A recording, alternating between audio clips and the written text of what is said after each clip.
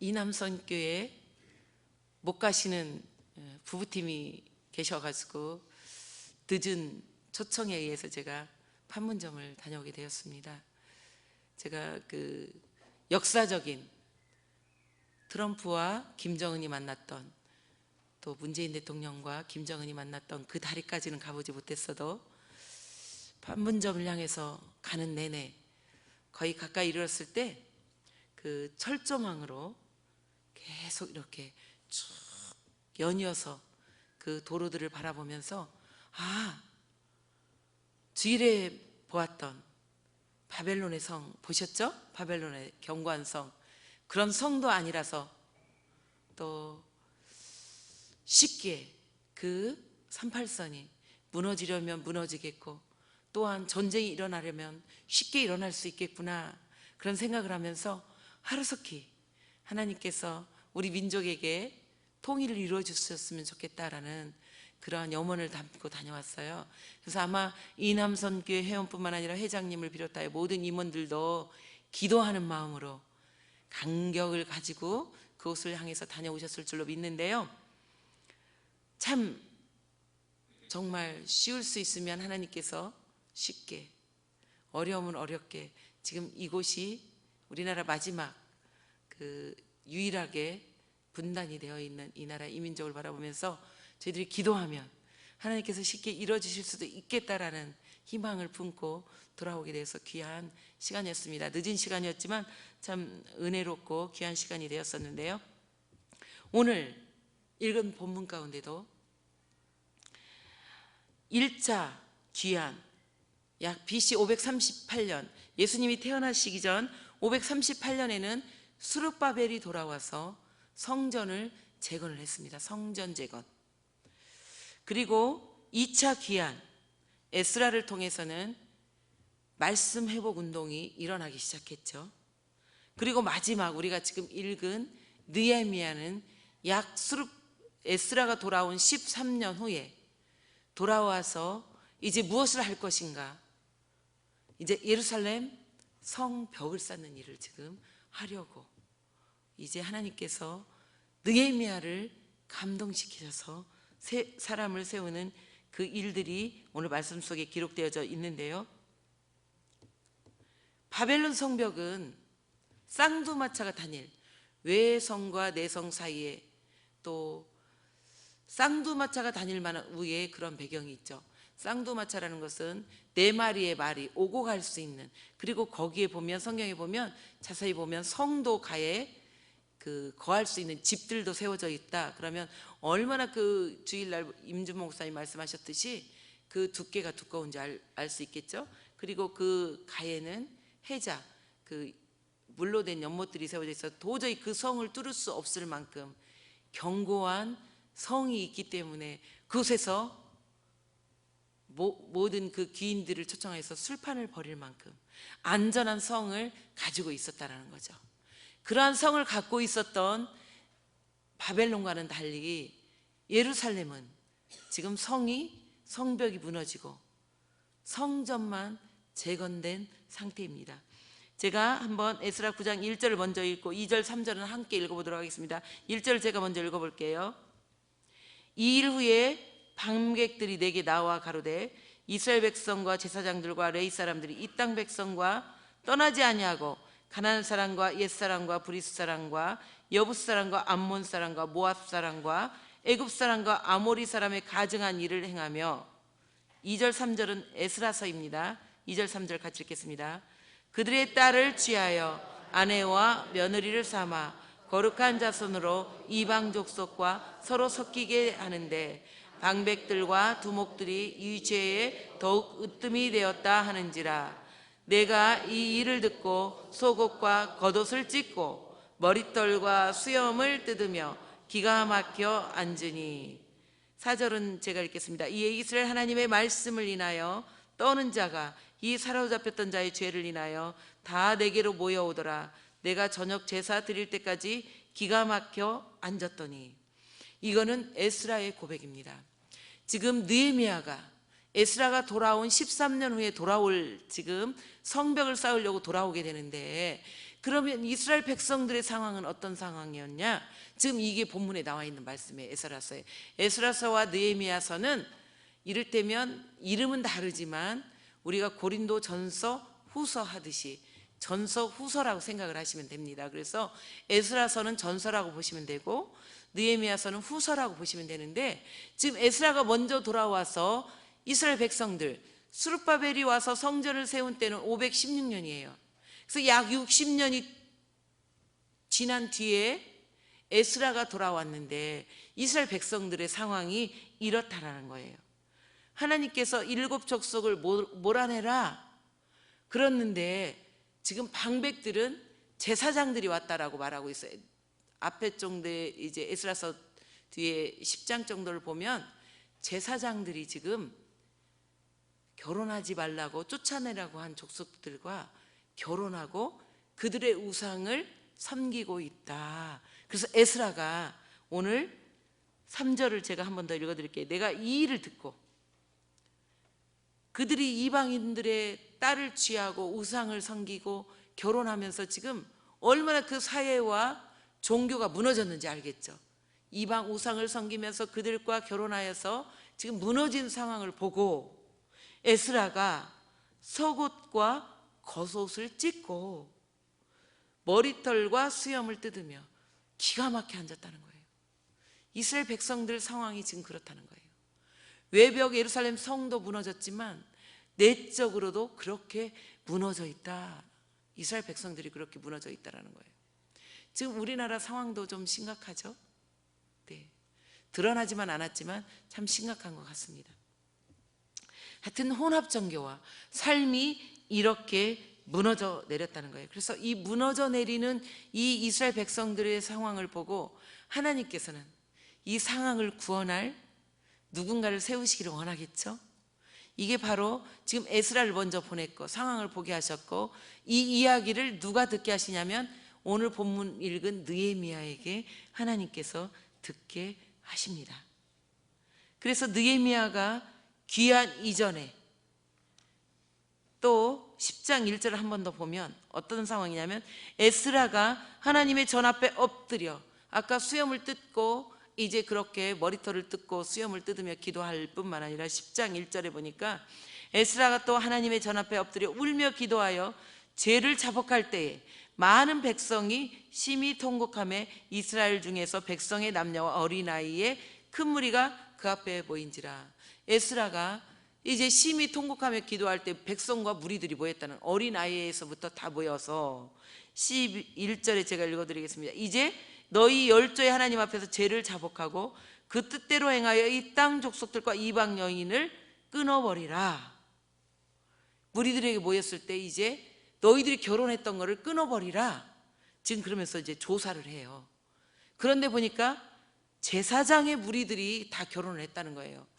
지금 성전을 건축하겠다고 제사장의 무리들이 예루살렘 땅으로 돌아왔는데 그들이 돌아와서 하는 일들이 이방 여인들과 오히려 결혼해서 가정을 살림을 차리고 또 이방 신을 섬기면서 혼합 종교를 지금 우상을 섬기면서 그렇게 있다라는 거예요. 12절에 보니까 무리가 큰 소리로 대답하여 가로되 당신의 말씀대로 우리가 마땅히 행할 것이니라 라고 말씀을 하고 있어요. 이제 그 뒤에 정말 그렇게 됐는지는 또 뒤에 가서 조금 말씀을 들어보고요. 사사시대에 한나와 심정이 통했다고 했죠. 하나님과 아들이 없어서 기도할 때 하나님 앞에 모든 기도를 한나가 쏟아다 왔을 때 하나님과 심정이 통했다. 그래서 아들 사무엘을 주셔서 무너져가는 사사시대에 하나님의 말씀으로 세웠던 것처럼 이렇게 무너져가는 이스라엘 백성들을 보면서 안타까워서 하나님께서 그 상황을 에스라를 먼저 보내서 보게 하셨고 또 뒤이어 느헤미야에게 그 상황을 알게 하십니다. 그래서 느헤미야를 부르시는데요, 1장 2절과 3절을 제가 한번 읽어보겠습니다. 나의 한 형제 중 하나니가 두어 사람과 함께 유다에서 이르렀기로 내가 그 사로잡힘을 면하고 남아있는 유다 사람과 예루살렘 형편을 물은즉 저희가 내게 이르되 사로잡힘을 면하고 남은 자가 그 도에서 큰 환난을 만나고 능욕을 받으며 예루살렘 성은 회파되고 성문들은 소화되었다 하는지라. 이 말이 뭔 말이냐면 스룹바벨을 통해서 성전은 세웠고 그들이 살아가고는 있지만 남아있는 자들이 어떤 상황이냐면 능욕을 받는다, 업신여기며 욕부임을 당하고 있다. 또한 예루살렘 성은 회파되었다, 헐어서 다 깨트려졌다. 또한 소화되었다, 이거는 불에 타서 남아있지 않다. 이런 예루살렘 성의 상황이 되었다는 것을 그 형제 중 하나니와 두어 사람이 와서 지금 느헤미야에게 이야기해 주는 장면입니다. 그래서 저희가 오늘 본문 읽었던 4절, 5절, 6절, 11절을 한 번 더 다시 읽도록 하겠습니다. 같이 읽겠습니다. 4절. 내가 이 말을 듣고 앉아서 울고 수일 동안 슬퍼하며 하늘의 하나님 앞에 금식하며 기도하여 가로되 하늘의 하나님 여호와 크고 두려우신 하나님이여, 주를 사랑하고 주의 계명을 지키는 자에게 언약을 지키시며 긍휼을 베푸시는 주여 간구하나이다. 이제 6절은 아닌가요? 6절도 같이 읽겠습니다. 이제 종이 주의 종 이스라엘 자손을 위하여 주야로 기도하며 이스라엘 자손의 주 앞에 범죄함을 자복하오니 주는 귀를 기울이시며 눈을 여시사 종의 기도를 들으시옵소서. 나와 나의 아비집이 범죄하여. 11절. 주여 구하오니 귀를 기울이사 종의 기도와 주의 이름을 경외하기를 기뻐하는 종들의 기도를 들으시고 오늘날 종으로 형통하여 이 사람 앞에서 은혜를 입게 하옵소서 하였나니 그때 내가 왕의 술 관원이 되었었느니라. 아멘. 이렇게 느헤미야가 기도를 했다는 거예요. 하나님께서 느헤미야를 부르신 이유는 뭘까요? 이스라엘 백성들을 구원하고 싶으신 마음이 크시겠죠. 그들을 미워서 벌하고 싶으실까요? 아니에요. 그들을 구원하고 싶으셔서 느헤미야를 부르시고 느헤미야가 회개 기도를 하는 그 장면이 나오죠. 그랬더니 2장 12절 뒤이어서 함께 읽겠습니다. 내 하나님, 같이 읽겠습니다. 내 하나님이 내 마음을 감화하사 예루살렘을 위하여 행하게 하신 일.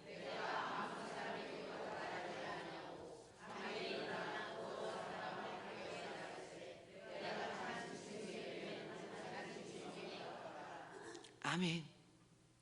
그렇게 기도했더니 하나님께서 어떻게 해요? 느헤미야의 마음을 감화시키셔가지고 한나에게 심정이 통한 것처럼 느헤미야에게도 감화를 하셔서 지금 행할 일들에 대해서 말씀하신 것을 알 수 있습니다. 물론 하나님께서는 이 일을 하기까지 느헤미야는 어떻게 해요? 기도하고 통곡하죠. 한나처럼 기도하고 통곡하며 울며 하는 일들이 느헤미야도 또한 있어야 됩니다. 그러면 이제 하나님의 도우심에 대해서 기도할 수 있습니다.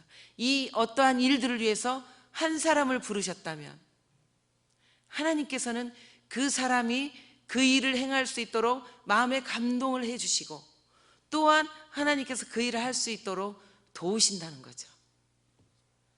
우리는 그렇게 거기까지 잘 나갈 수는 없었을지라도 하나님께서는 끊임없이 말씀을 하신다는 거예요. 어떤 어려운 일들이 있을 때 사람을 부르시고 그 일을 할 수 있도록 마음을 감아주시고 또 그 일을 할 수 있도록 모든 여건들을 채워주신다는 거죠. 2장 1절입니다. 2장 1절. 그러면 2장 1절 제가 간략해서 말씀을 드릴게요. 왕 앞에 나갔을 때 이제 수색이 없었어요. 느헤미야가. 그런데 그날은 수색이 있더라는 거예요. 왜 너 얼굴에 왕이 수색이 있느냐 물으시는 거죠. 필경 내 마음에 근심이 있다 이렇게 말하죠. 그때에 느헤미야가 크게 두려워했다고. 왜 그럴까요? 왕 손짓 하나면 그때 당시 술 맡은 관원은 가장 측근에서 왕을 모시는 것이기 때문에 술에 혹여라도 왕을 해칠 어떤 것들이 들어있다면 왕이 손끝 하나만 내리면 어떻게 될까요? 느헤미야는 검은 포에 쌓여서 당장 군사들에 의해서 끌려나가게 됩니다. 포에 쌓인다는 건 뭘까요? 죽음의 표시예요. 그래서 느헤미야가 심히 두려워했다는, 왕은 만세수를 하시옵소서, 이렇게 바로 답변을 하죠. 내 근심이 있는 것은 우리 조상들의 묘가 있는 성읍이 불타와서 지금 그렇게 되었기 때문에 내가 근심하지 않을 수가 없다라는 것을 고백하죠. 그러면 열왕기하 25장 8절 한번 제가 읽어드려 볼게요. 그때 상황이 어떤지. 마지막 남쪽 이스라엘이 망할 때 어떤 상황이냐면 열왕기하 25장 8절 제가 읽겠습니다. 바벨론 왕 느부갓네살의 19년 5월 7일에 군대 장관 느부사라단이 예루살렘에 이르러, 이게 시드기야 마지막 왕 때예요.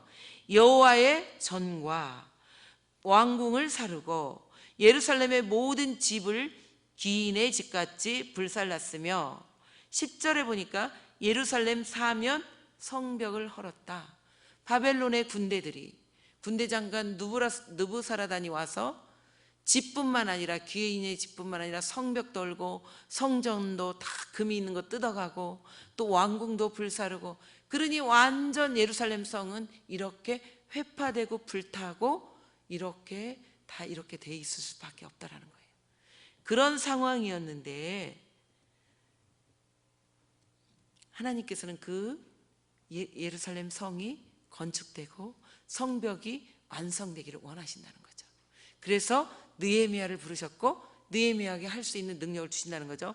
또 어떤 전에 우리 교회에 왔던 이혜원 목사님 아시죠? 그 목사님이 또 이제 그 학자들의 이야기를 빌어서 이렇게 말씀을 하시더라고요. 아까 이제 에스라 10장에 보면 제사장들이 다 이방 하나님께서 몰아내라고 한 아모리 족속, 또 여러 가지 그 족속들의 암몬 족속, 이런 여인들을 얻어서 결혼을 했어요. 그러니까 그 여인들을, 자녀들까지 집으로 다 결단해서, 아까 백성들이 그대로 하겠다고 결단했다고 했잖아요. 다 아내와 자녀들을 돌려보내라고 했어요. 돌아간 그들이 친정 오라버니를 찾아갔다고 그러더라고요. 그때 막 이혜원 목사님 그렇게 강의를 했어요. 친정 오라버니들이 이제 보고, 너희들 지금 어쩐 일이냐, 왜 너희들이 쫓겨왔냐, 너희들이 아무 잘못도 없는데 왜 너희 애기들을 다 데리고 쫓겨왔냐. 그래서 이들이 쳐들어와서 남은 성을 다 해파하고 능욕하고 불태웠다, 소화했다, 이런 두 가지 상황이 있더라고요. 첫 번째는 그렇게 바벨론이 침략을 해서 이스라엘 백성들이 망할 때 이렇게 분명히 말씀에 나와 있죠. 이게 정확하겠죠. 열왕기하 25장에 보면 8절 9절 10절을 보면 성벽도 헐리고 성도 다 불타고 성전 궁궐뿐만 아니라 다 불태우고 다 무너뜨리고 부녀들은 칼로 배를 가르고 너무나 극한 상황까지 가서 이스라엘 백성들이 망했음을 볼 수 있습니다. 이게 그들이 하나님의 말씀을 청정하지 않고 마음대로 살았기 때문에 그렇습니다. 그리고요, 두 번째 상황, 그거는 제가 그냥 말씀을 드린 거고요. 그랬을 때 어떻게 하나님의 도우심과 또한 하나님의 도우심이 있지만 방해가 있는지 오늘 본문을 통해서 알 수 있습니다. 2장 4절에 보니까요, 왕이 내게 이르시되 그러면 내가 무엇을 원하느냐 하시기로 내가 곧 하늘의 하나님께 묵도하고. 그러면 너의 조상의 묘실이 그렇게 회파되고 소화되고 능욕을 당하고 있는데 내가 무엇을 해주면 좋겠냐? 왕이 그런 신임을 얻어서 그렇게 도와주겠다는 거예요. 이때 느헤미야는 묵도했다라고 말씀하고 있어요. 왕이 도와주겠다 할지라도 묵도했다, 기도했다라고 말씀하시죠. 2장 8절을 함께 읽어보도록 할까요? 또 왕의 삼림 감독 아삽에게 조서를 내리사 저로 전에 속한 영문의 문과 성밖과 나의 거할 집을 위하여 들보 제목을 주게 하옵소서 하매, 내 하나님의 선한 손이 나를 도우심으로 왕이 허락하고. 누가 도우셨다고요? 하나님의 선한 손이 이방인 이 왕에게 감동을 주셨다는 거예요. 하나님을 믿지 않는 왕을 감동시키셔서 이렇게 선하게 일할 수 있도록 도우셨다는 거예요. 제목과 모든 것들을 도우셨다. 12절도 함께 읽겠습니다. 내 하나님이 내 마음을 감화하사 예루살렘을 위하여 행하게 하신 일을 내가 아무 사람에게도 말하지 아니하고 밤에 일어나 두어 사람과 함께 나갈새 내가 탄 짐승 외에는 다른 짐승이 없더라. 아멘. 왕이 허락한 그런 것들을 가지고 예루살렘에 도착해서 하나님께서 감동 주신 대로 아무에게도 말하지 않고 밖에 나가봤다는 거예요.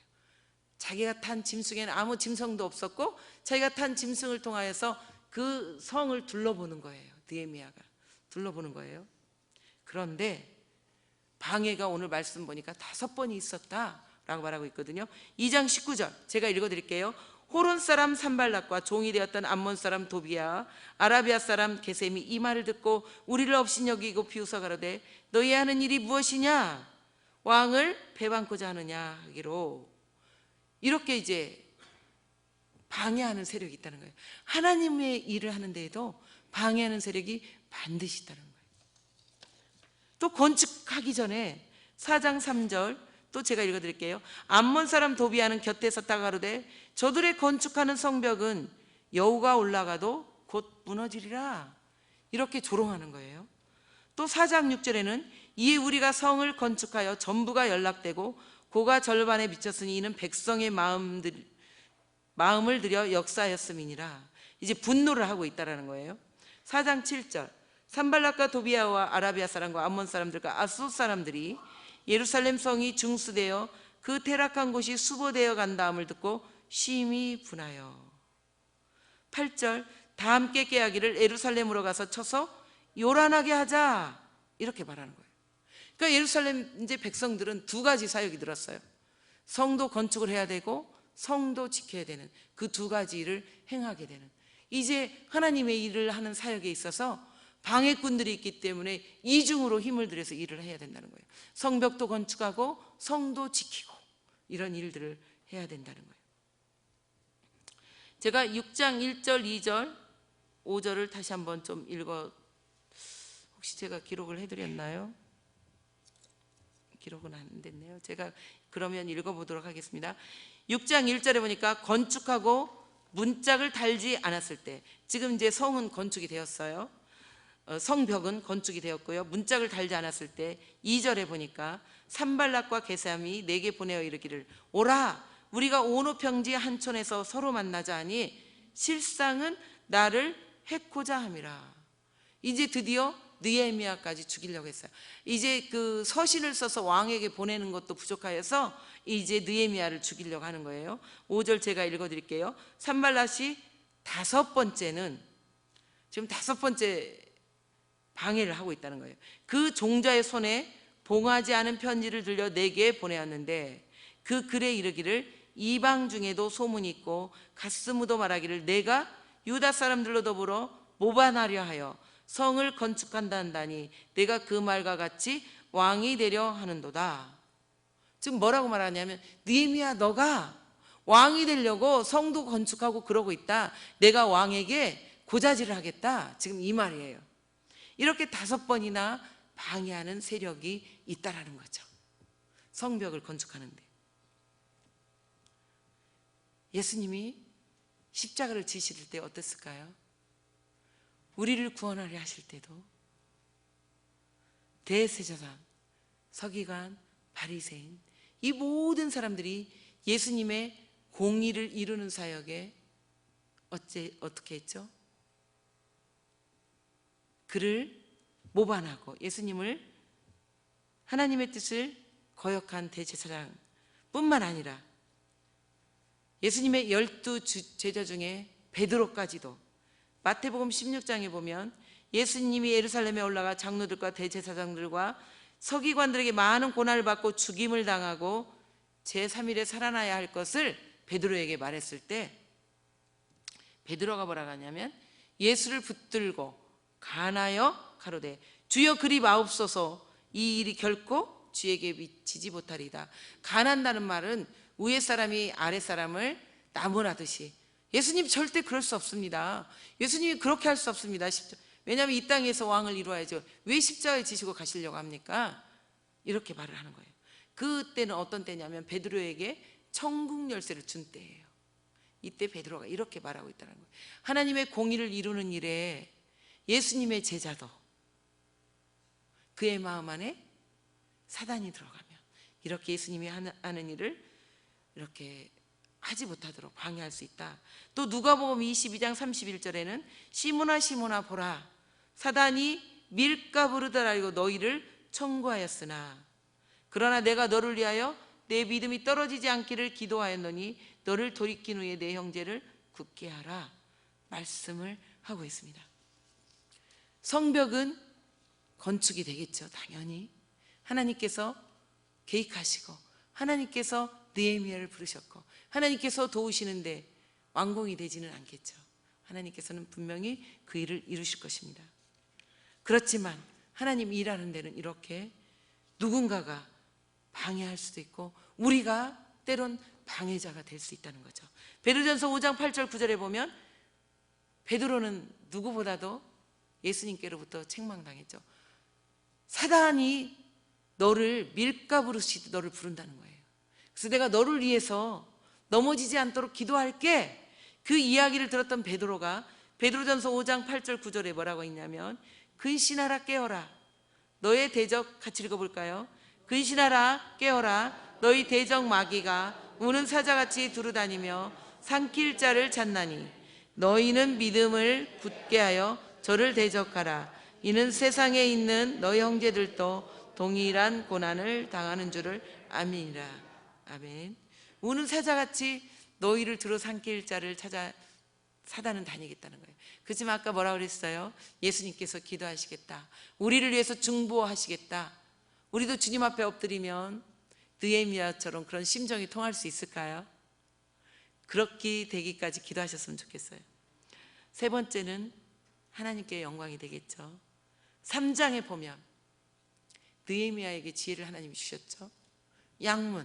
양문에서 어문까지, 어문에서 옛문까지, 옛문에서 골짜기문까지, 골짜기문에서 본문, 본문에서 샘문, 샘문에서 엘리야십의 집문, 거기에서 마문, 거기에서 양문까지 이렇게 성이 삥 둘러 있다면 부분 모두가 힘을 합하여서 52일 만에 성벽이 기적적으로 세워졌다.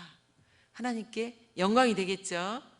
뿐만 아니라 그 뒤에 성벽이 완공이 되고 또 뿐만 아니라 성벽이 완공되어서 에스라를 통해서 말씀을 가지고 내적인 또 부흥운동이 일어났고 또 초막절도 지키게 되었고 또 뿐만 아니라 이스라엘 백성들이 회개하고 돌아와 찬양하는 데까지 쭉 느헤미야가 이어짐을 우리는 알 수 있습니다.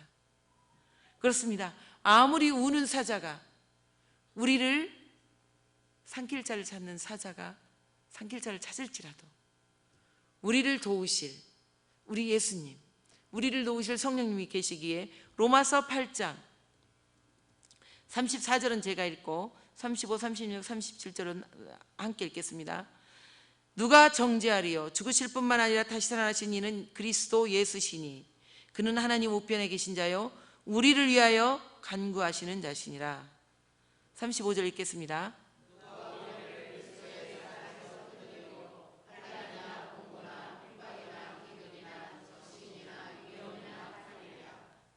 기록된 바 같이 읽겠습니다. 우리가 종일 주를 위하여 죽임을 당게 되며 도살할 양같이 여김을 받았나이다 한과 같으니라. 그러나 이 모든 일에 우리를 사랑하시는 이로 말미암아 우리가 넉넉히 이기느니라. 38절은 제가 읽겠습니다. 내가 확신하노니 사망이나 생명이나 천사들이나 권세제들이나 현재일이나 장래일이나 능력이나 높음이나 기쁨이나 다른 아무 피조물이라도 우리를 우리 주 그리스도 예수 안에 있는 하나님의 사랑에서 끊을 수 없으리라. 아멘. 예수님이 우리에서 중보하시고 계시고 우리가 하나님께 가까이 한다면 하나님께서는 우리를 통해서 하나님의 역사를 앞으로 일어날 역사를 이루어 가실 것입니다. 그래서 우리나라 이민족이 우리 자녀들이 우리 중앙의 교회 공동체가 우리가 바로 설 수 있었으면 좋겠고요. 28절에 한번 읽어볼까요? 28절 로마서 8장 우리가 알거니와 하나님을 사랑하는 자 곧 그 뜻대로 부르심을 입은 자들에게는 모든 것이 합력하여 선을 이루느니라. 아멘. 이러한 일들을 이루기 위해서 제가 마지막 한 절만 더 읽도록 하겠습니다. 고린도전서 10장 31절 제가 읽어드릴게요. 그런즉 너희가 먹든지 마시든지 무엇을 하든지 다 하나님의 영광을 위하여 하라. 말씀이 띄어졌네요. 다시 한번 읽어볼까요?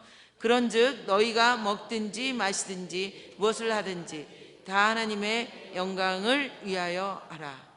기준이 물을 마실 때에도, 먹을 때에도, 놀 때에도, 나갈 때에도, 행할 때에도, 교회 안에서든지 교회 밖에서든지 무엇을 행할 때에도 이게 하나님의 영광이 되는지 아닌지 거기에 기준을 세워서 행하신다면 분명히 그거는 하나님께 영광이 되는 일이라 생각이 되신다면 하나님께서 이루실 일들이라 생각하시면서 행하시는, 교회 안과 교회 밖에서 행하시는 저와 우리 모두와 우리 자녀들과 이 나라 이 민족의 모든 분들이 되시기를 간절히 축복을 드립니다. 기도하겠습니다.